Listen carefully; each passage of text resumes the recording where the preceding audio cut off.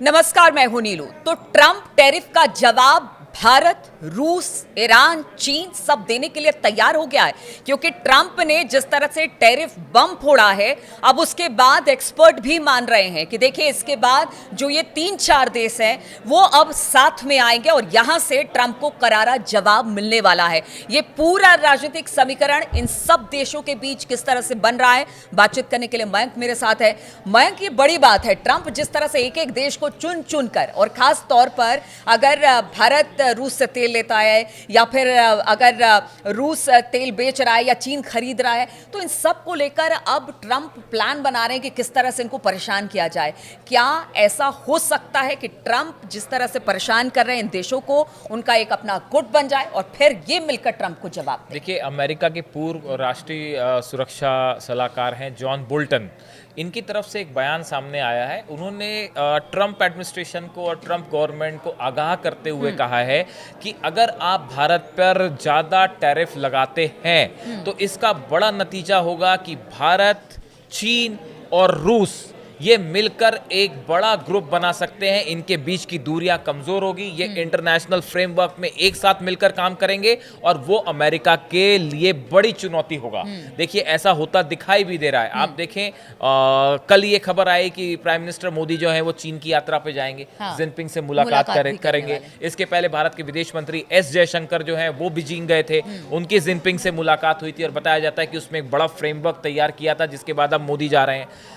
NSA Ajit Doval Moscow में है, उनकी पुतिन से बात हुई है, मुलाकात हुई है, और उसके बाद बताया जाता है कि ये ट्रंप टैरिफ को लेकर एक बड़ी रणनीति पर काम होना शुरू हो गया है। और इसी बीच सिर्फ रूस, चीन और भारत की ही बात नहीं है, इस पूरे मैटर में ईरान भी शामिल है। ईरान उन चंद मुल्कों में से है जिसने जैसे ही भारत पर टैरिफ का अनाउंसमेंट हुआ, सबसे पहले भारत के साथ खड़े होने वाला मुल्क था ईरान। ईरान की भारत की जो 6-7 कंपनीज पर बैन हुआ था, जो पेट्रोकेमिकल्स इंपोर्ट एक्सपोर्ट करती हैं ईरान के साथ, ईरान की तरफ से बयान आया कि अमेरिका इकोनॉमी को वेपन की तरह इस्तेमाल कर रहा है, जो बंद कर दे, और अमेरिका दुनिया को ये ना बताए कि किससे किसको क्या बिजनेस करना है। ईरान उन चंद देशों में था जो भारत के साथ खड़ा हुआ था।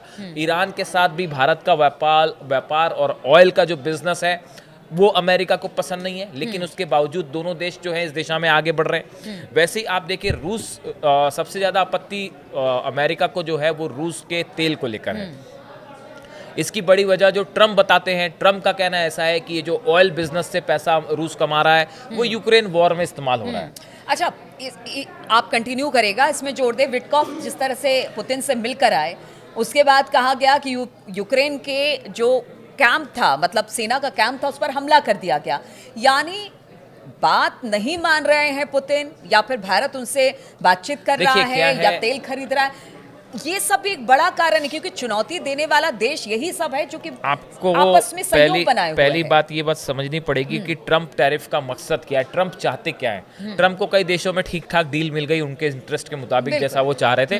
अब वो उसी को सब पे लागू करना चाहते हैं। अब ट्रंप चाहते क्या है? देखिए, ट्रंप ये चाहते हैं कि वो दुनिया भर के देशों के साथ ऐसी डील कर लें टैरिफ्स को लेकर जो अमेरिका के फेवर में हो, और जो अमेरिका में जिसका पॉलिटिकल फायदा ट्रंप उठा सके।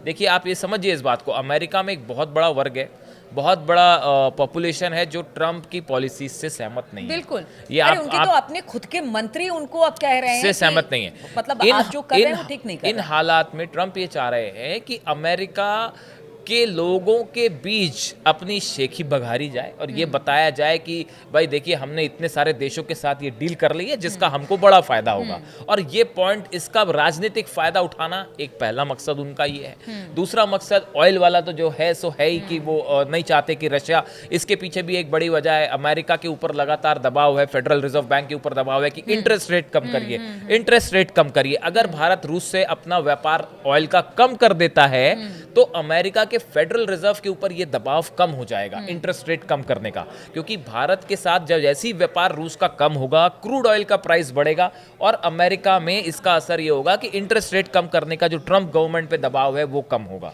तो इस लिहाज से भी ट्रंप ये चाहते हैं कि ये डील हो जाए। लेकिन मयंक, क्या अभी की परिस्थितियों में अब जब दुनिया एक साथ एक दूसरे से के साथ मिलकर कदम ताल कर रही है, वैसे में अमेरिका जो चाहता है कि जो उसके नागरिक है वो बड़े अमीर हो जाएं, उनको कहीं किसी चीज़ की दिक्कत ना रहे, बाकी देश गरीब हो उनसे भाड़ में जाए, उनका कोई ये नहीं है, जिस तरह के उनके पीछे का जो कारण बताते हैं या फिर उनकी जो मंशा है, क्या ऐसे में ये पॉसिबल है कि ट्रंप कुछ भी करते रहे और पूरी दुनिया उनको सर आंखों पर बिठा कर रखे? ये बिल्कुल भी संभव नहीं है। और देखिए ऑलरेडी इस दिशा में बड़े स्तर पे काम शुरू हो गया है। भारत, चीन, रूस, ईरान, ये वो देश हैं जिनके बीच में एक बड़ा कोऑपरेशन, बड़ी चर्चा शुरू हो गई है कि ट्रंप टैरिफ जो होता है इसका असर क्या होगा। इसके स्पेकुलेशंस शुरू हो गए हैं कि इससे कितना नुकसान होगा, नए मार्केट कैसे जनरेट किए जाएं, जो चीज़ें, जिन चीज़ों के व्यापार में नुकसान होगा, जहाँ पे जो व्यापारिक घाटा जहाँ पे बढ़ेगा, जो चीज़ें महंगी होने की वजह से जिसका एक्सपोर्ट घटेगा,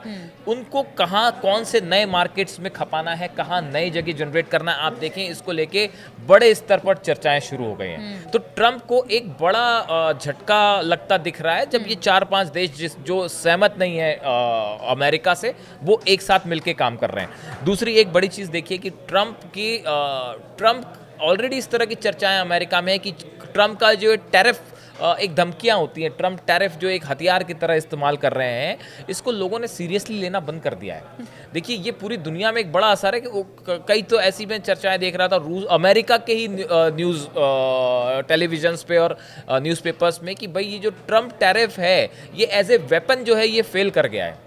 ये आप एक टैरिफ लगाते हैं, हाँ आपने कभी कह दिया कि 250% चाइना पे टैरिफ लग जाएगा, फिर उसके 5-4 दिन बाद कहा कि नहीं 250% नहीं लगेगा, ऐसे नहीं चलता ना, आप तो पूरी इकोनॉमी को डगमगा दे रहे हैं। आप भले उसको 2 महीने, 4 महीने, 6 महीने का फैसला बता रहे हैं, लेकिन इससे इकोनॉमी तो आपकी अगर कहीं की अगर डवाडोल होती है, फिर उसको क्या बोलूँ आपको, फिर से रिस्टोर करने में तो टाइम लगता है ना। वो सारी चीज़ें जो आपने कर दी वो तो नुकसान पहुंचा गई ना। अब देखिए ये तो बात ऐसी है कि पहले तो बात तो है कि ट्रंप खुद कितने दिन सत्ता में है, ये भी अपने आप में बड़ी बात है। और उनके सक्सेसर, तो सवाल बहुत उठ रहे हैं इसको कि लेकर। इनका विरोध भी जबरदस्त हो रहा है और आने वाले समय में आगे क्या उनका पॉलिटिकल स्टेटस होगा वही क्लियर नहीं है। तो इन हालात में देखिए ट्रंप का जो ये जो ट्रंप ट्रेड टैरिफ और ट्रेड वाली जो पॉलिसीज हैं, इसको लेके जो सबसे बड़ा बैकफायर अमेरिका को झेलना पड़ेगा वो ये कि देखिए अभी नेटो के भी एक एडवाइज़र हैं, उनकी तरफ से भी ये बयान आया है कि हमने काफ़ी मेहनत के बाद भारत के साथ जो है हमारे टर्म्स बेहतर हुए थे। आप देखें पिछले कुछ समय में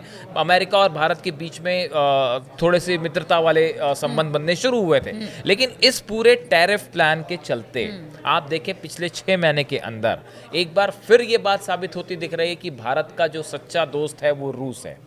बिल्कुल इस तरह की बात भारत में, और कई एक्सपर्ट्स बताते हैं कि अगर चुनना पड़े अमेरिका और रूस में, एक तो भारत को हमेशा रूस को चुनना चाहिए, रूस के साथ खड़ा होना चाहिए। और रूस हमारा वो लॉन्ग टर्म पार्टनर है जो जिसने किसी मुसीबत पे हमारा कभी साथ नहीं छोड़ा और हमेशा भारत की मदद की है।